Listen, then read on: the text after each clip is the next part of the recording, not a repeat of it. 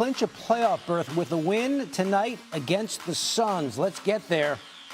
Devin Booker not much interested in that particular storyline. Gets into some paint, fadeaway, just a scorer. He does it night in and night out. And then Book going downhill, flips it in with the left and one. He had 22. Suns up 6 after the foul shot. They led by 10 in the fourth quarter. Where is Victor Wembanyama? There he is, about 10 feet up. Just dropping it into the cup with the left hand, pretty. And then you saw him inside. How about some outside? Spurs cut it to 4. Suns come back. Booker finds Jordan Goodwin. Who is that masked man? Puts the Suns up by 5. Spurs come right back down. De'Aaron Fox. A little hezzy off the window. It's a 2-point game. 9 seconds left. Spurs down 1. Wembanyama gets a little opening, rises up. Oh, that was pure. Wembanyama, 34 points, 12 rebounds, and the game winner. And that clinches the playoff berth. Bang that drum, Victor. Stretching out the lead. And then Duran just too much man down low. He's got 24 and 11 boards on the game. And then LeVert, one last highlight. The Pistons win it going away 117-95 to pick up their 50th win of the season. Sticking in the association here, Luka had quite the night. It was his third 60-point game of his career, the first game in a 2022 win over the Knicks when he delivered the Mavericks their first 60-point performance in franchise history. Fast forward to 2024, Doncic went for 73 points on 76% shooting in a victory at the Hawks. That remains the highest field goal percentage in any 70-point game in NBA history. And that brings us back to Thursday. Luka Doncic has the third most 60 pieces among active NBA players and is the first Laker with 60 since Kobe did so in his final career game on April 16, 2016 against the Jazz. With a guy like Luka, you never know when you're going to have to scramble a shot together and get Dave McMenamin on camera to talk about it, and he joins us right now. So, Dave, Luka, 100 points in a 2-game span. He seems to have found another gear of late. What is behind this?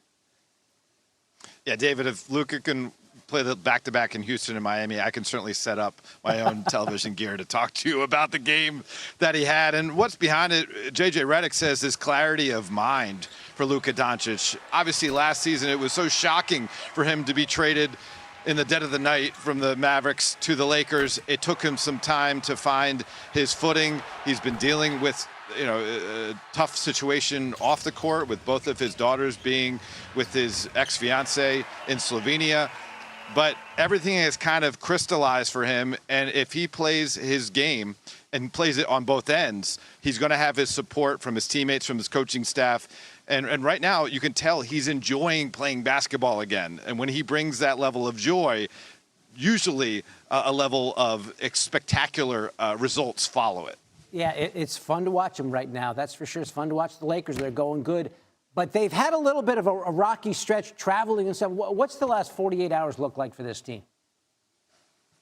It's been pretty crazy for this team, David. They played an 8:30 tip in Houston last night. They traveled through the night, didn't get to their Miami hotel until around 5 in the morning.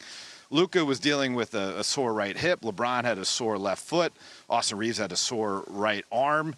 They all kind of spoke throughout the day, and they decided, you know what, let's go for this thing.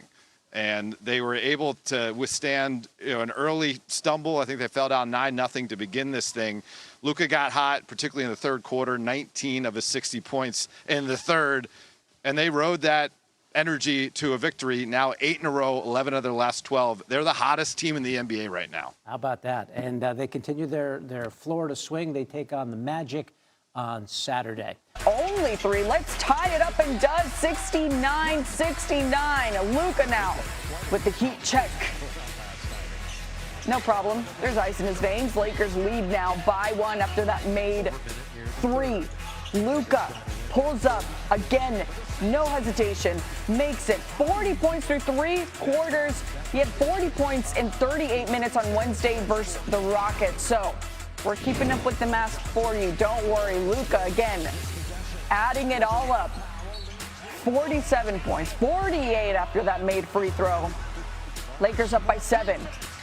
And Luka was still on one, helping out his buddy LeBron James. 50 points for Luka.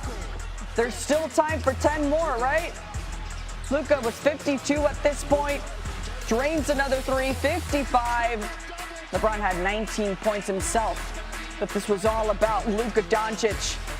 Again, from the wing, making it 58 points, would finish with 60 points on the night. The Lakers win 134 to 126, but it was all about Luka. I mean, that's what it's all about, you know. You see everybody celebrating on the bench. It's like it shows that we care a lot about each other, and that's what great teams do, you know. Just makes my heart happy, you know, seeing them celebrate my 60-point game. His teammates have been, you know, they're enjoying it probably just as much as he is right now. It's a special run that he's on, and we've seen all-time greats like him go on these runs, and you just kind of got to embrace it and enjoy the moment. Luka Doncic and the Lakers did not arrive to Miami until about 4 in the morning, and still Doncic now joins Kobe Bryant from April 14, 2006 against the Trailblazers as the only Lakers player with at least 50 points and 5 steals in a single game. It's the first time Doncic has done it in any uniform in his NBA career. Steals became an official statistic in the NBA all the way in 1973-1974. Trying to imagine what he could do with a good 8 hours sleep. Boy, we're back with Richard here now. This guy's incredible. Now, that's 8 straight games with 30, and he doubled 30 tonight. Put it in words, Richard, what you think of what Luka is doing right now. He's showing you that he's that once-in-a-generation player. This is the Luka that every year we believe has a chance at the MVP. And that's what makes Luka so special. I was in Houston last night. Denver, they beat. That was a tiebreaker game. They go and win 2 games in Houston. I thought this was a throwaway game. I was like, there's no way. All of these guys show up at 5 in the morning. Everyone's available. Everyone plays. They're down in the first half, and they gut out a victory because of a majestic performance by Luka Doncic. If the Lakers aren't showing you something right now, if they're not showing you something right now, if you look at their last, not just Luka's play, but the play of DeAndre Ayton, the way that their team is coming together, it is a beautiful thing to watch, and they are going to be a very dangerous team. And let me just say this. You have Jokic, Luka, Jaylen Brown, Shea, Cade Cunningham, and you got Wemby, and you only have 5 spots on that first team All-NBA. That's going to be tough. That is a competitive battle to get into those final 5. My math